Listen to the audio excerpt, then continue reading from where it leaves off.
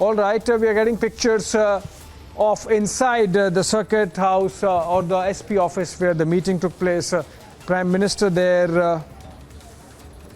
listening with intent as a presentation is made. Again, the same set of people insofar as the front and the people next to the Prime Minister are concerned, the Chief Minister, the Home Minister, the Chief Secretary, the DGP, and then of course the district administration. So it's more like a meeting which makes sure that there are no gaps, there are no loopholes, and in fact, we are going to get you some more pictures of a Republic Network trying to fix accountability, even as the authorities continue to claim that the law is taking its own course, that the local police is working on it, that it's not a crime branch case, it's not an ATS case. What is important is that it's a case which has led to 135 tragedies. Human lives have been lost, families, kids,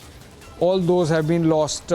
And in that situation, for the Prime Minister to be there really sends a strong message that there should be no dilly-dallying, there should be no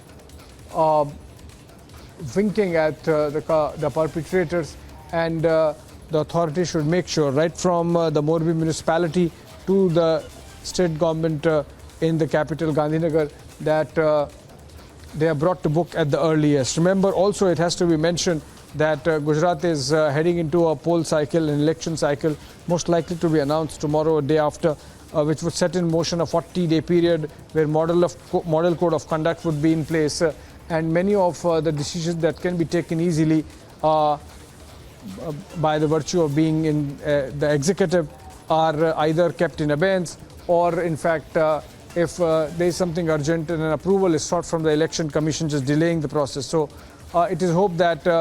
now that this tragedy has happened, essentially if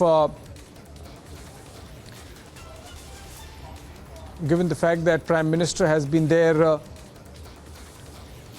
everyone involved must make sure that parallelly, apart from relief, rescue and taking care of those who have got injured, there is also emphasis on speedy justice, speedy trial in the FIR that has been registered, though of course it does not name anyone, but the logic given behind that is that an FIR has to be registered immediately. It's the first information report. It cannot be premised on doing more work, more spade work, more preliminary inquiry and then filing an FIR. So in that sense, if the FIR, according to the government, does not mention Oreva, it might do subsequently, as proof of which they show that the police has unofficially sought details from the registrar of companies about these about Oreva and its directors and whatever corporate governance structure it follows, so that they can find out exactly whose responsibility was it and fix it ultimately. Was it only of Oreva? And if they're going to the top of Oreva, then what about the municipality? Would the police go after the municipality in any manner? Because remember, there is an element of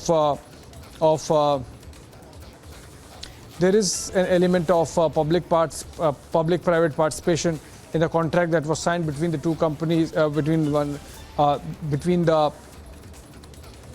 the municipality on the one side and the private company on the other, Oreva, and for them to keep passing the buck from one to other is not right, and that's why I think that Prime Minister's visit acts as sort of a cushion with administration. They are taking things seriously because remember,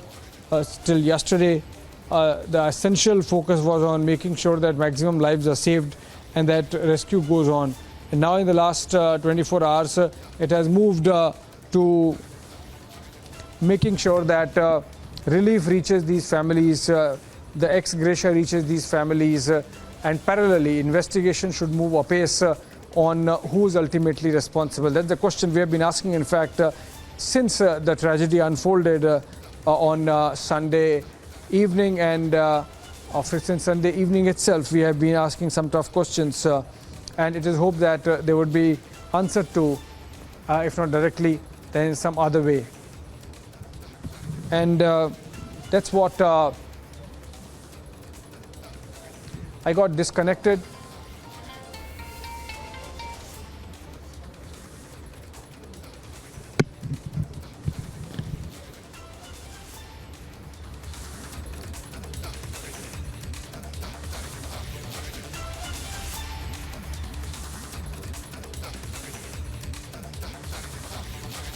प्रधानमंत्री ने इसका जायजा लिया। केवल जायजा ही नहीं लिया, जो राहत और बचाव दल हैं उनके कर्मियों से भी प्रधानमंत्री ने बातचीत की, उनसे जाना कि किस तरह से ये राहत और बचाव कार्य चल रहा है, किस तरह से इसमें अभी और तेज़ी लाई जा सकती है, किस तरह से वहाँ पर चुनौतियाँ हैं, किस तरह से उन चुनौतियों से निपटा जा रहा है, किस तरह की तकनीक का इस्तेमाल किया जा रहा है। All right, we are back to the pictures. There was some audio issue there earlier, but we are back to the pictures of the Prime Minister's visit to Morbi, which he has, of course, left after having spent an hour and 15 minutes, 75 minutes to be precise, and from landing, doing an aerial survey, to visiting the spot, to going to the hospital, meeting the relief and rescue workers, and those who really went out of their way to help the administration, not only the victims, but even the administration. And then in the final pictures we are seeing of him carrying out a second review. He has also, of course, instructed that the government should keep him abreast of all developments insofar as investigation goes, relief and rescue goes over the next couple of days, and to make sure that the Prime Minister is apprised of the matter in real time if there is something happening, or at least once in 24 hours, if not less. But Prime Minister going to Morbi and visiting the victims, spending some time there, really sent across a message. Remember, we were earlier discussing about the about the Election Commission announcing elections to Gujarat in a day or two, and that's why this visit was very important. Prime Minister was supposed to inaugurate projects worth thousands of crores of rupees, which he could not have done if the Election Commission would have announced the polling dates, because then the model code of conduct kicks in. But still, Prime Minister is going to visit Gujarat over the next couple of months, often because of elections, and that should provide him another opportunity to again physically appraise himself of how the tragedy has panned out and what's being done